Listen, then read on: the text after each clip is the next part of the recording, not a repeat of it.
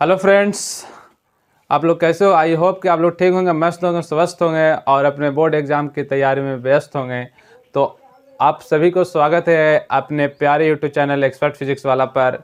तो आज की इस वीडियो में लेकर आए हैं बहुत से इम्पोर्टेंट और महत्वपूर्ण टॉपिक जो एग्ज़ाम देने वाले स्टूडेंट जो 2025 में एग्ज़ाम देने जा रहे हैं और 2026 में जो देने के लिए तैयारी कर रहे हैं, दोनों स्टूडेंटों के लिए ये टॉपिक बहुत ही महत्वपूर्ण और अपने आप में ख़ास है। तो आइए इस छोटे से वीडियो में बताएंगे कि प्रकाश की उत्क्रमणिकता का सिद्धांत क्या है। और ये वीडियो छोटा है लेकिन ये जो टॉपिक है वो बहुत ही अपने आप में महत्वपूर्ण और इम्पोर्टेंट है। तो चलते हैं, जैसा कि देख रहे हैं टॉपिक का नाम है प्रकाश की उत्क्रमणिकता का सिद्धांत। ये ऑप्टिक्स चैप्टर का रिफ्रैक्शन ऑफ लाइट के टॉपिक में है। और ये छोटे से टॉपिक लेकर आए हैं प्रकाश की उत्क्रमणिकता का सिद्धांत, principle of reversibility of light. तो इसमें होता क्या है कि प्रकाश को किसी एक माध्यम से दूसरे माध्यम में प्रवेश करवाने पर फिर पुनः उसी माध्यम में लौटाने की प्रक्रिया को हम लोग उत्क्रमणिकता का सिद्धांत कहते हैं। नहीं समझ में आया? चलते हैं पुनः इसी बात को फिगर समझते हैं। तो मान लिए कि ये दो माध्यम है, विरल माध्यम, और ये माध्यम जो है सघन माध्यम।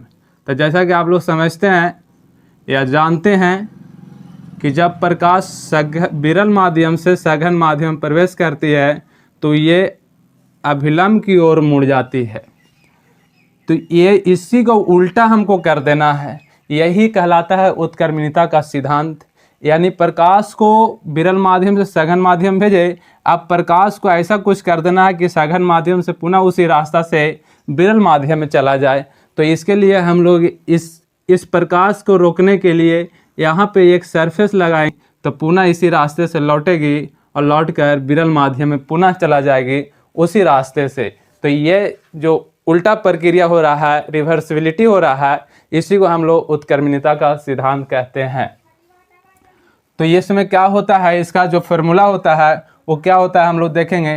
तो यहाँ पे ये नॉर्मल है, ये नॉर्मल इसको कहते हैं। ये इंसिडेंट रे है यानी आपतित किरण है, और आपतित किरण और नॉर्मल के साथ जो कोण बनता है वो आपतन कोण है। और ये नॉर्मल और अपवर्तित किरण के साथ कोण जो बनता है, जो कोण बनता है उसको कहते हैं अपवर्तन कोण। तो जब प्रकाश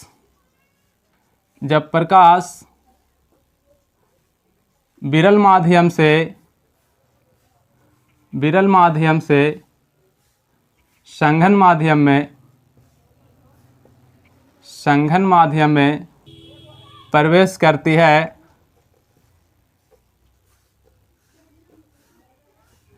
तो आपतन कोण I कहलाता है, तथा अपवर्तन कोण क्या कहलाता है? अपवर्तन कोण R हो जाता है। यानी जब प्रकाश विरल माध्यम से सघन माध्यम प्रवेश की तो यहाँ आपतन कोण I और अपवर्तन कोण R है। अपवर्तन कोण क्या है? R है। तो स्नेल के नियम तो आप जानते ही होंगे, स्नेल के नियम से कि जो अपवर्तनांक जो होगा वो क्या होगा? विरल माध्यम के सापेक्ष सघन माध्यम का अपवर्तनांक जो होगा, यानी विरल माध्यम, ये माध्यम फर्स्ट है और ये माध्यम सेकेंड है, तो इसको हम लिख सकते हैं कि 1/2 लिख सकते हैं, और ये हो जाता है sin I अब बटा sin R। इसी तरह से जब प्रकाश अब सघन माध्यम से विरल माध्यम प्रवेश करती है, तो ER हो जाता है आपतन कोण और I जो हो जाता है अपवर्तन कोण हो जाता है। तो सघन माध्यम से जब प्रकाश किरणें सघन माध्यम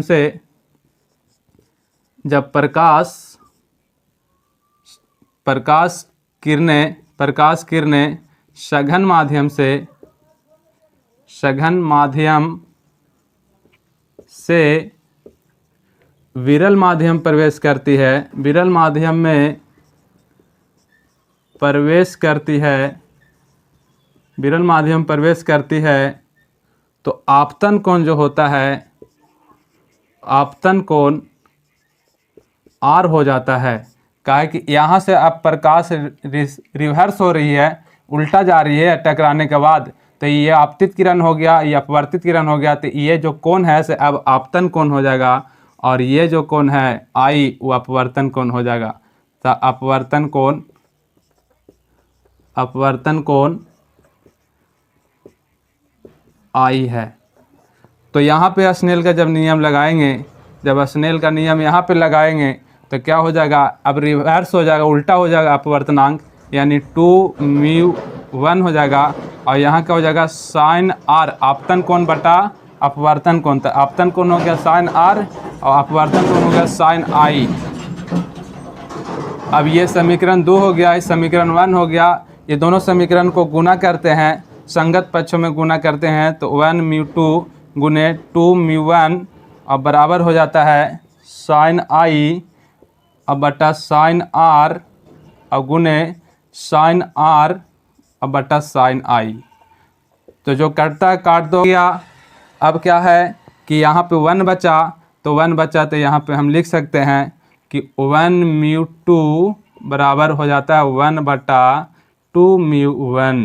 तो ये हो गया आपका रिवर्सिबिलिटी का सिद्धांत, यानी हवा के विरल माध्यम के सापेक्ष सघन माध्यम का अपवर्तनांक जो होता है 1 बटा सघन माध्यम के सापेक्ष विरल माध्यम का अपवर्तनांक के बराबर होता है। तो आई होप कि ये टॉपिक आपको समझ में आया होगा, और ऐसा ही टॉपिक के लिए आप यूट्यूब चैनल, मेरे जो अपने यूट्यूब चैनल एक्सपर्ट फिजिक्स वाला है उसको सब्सक्राइब करें, ताकि ऐसे हर इम्पोर्टेंट जो टॉपिक है छोटे छोटे वीडियो में आपको तक पहुंच जाए। Thank you so much.